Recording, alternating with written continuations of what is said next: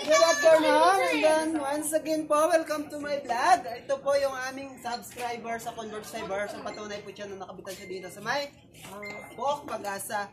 So, alright, tatanungin ko po siya kung ano yung masasabi niya.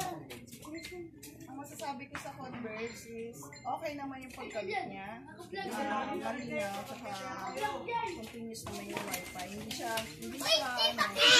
potential. Yung kinagandaan ng Converge. Ano yung masasabi mo pa sa iba? Sabi ko lang, sana yung mga iba, mag-converge na kayo kasi talaga maganda yung yung internet or yung signal ng Converge. Hindi kayo magsisisi.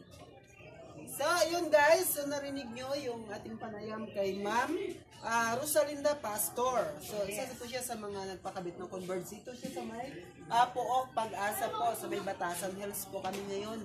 So, ayan po, yung sinabi niya is totoo po dyan. For example po, mayroon po tayong technical support.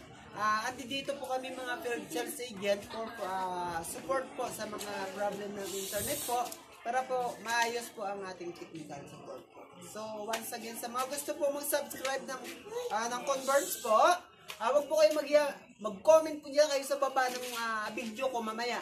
Mamaya po yan, lalabas sa YouTube. So, kasama ko po si Ma'am Rosalinda Pastor. So, subscribe na rin po kayo. So, yan lang po yung yung masasabi kayo kasi tsaka mabilis ang install nito. Okay, so thank you very much kay Ma'am Rosalinda Pastor, and then keep in safe, ma'am. Maraming salamat po. Thank you. Sige po, good luck po.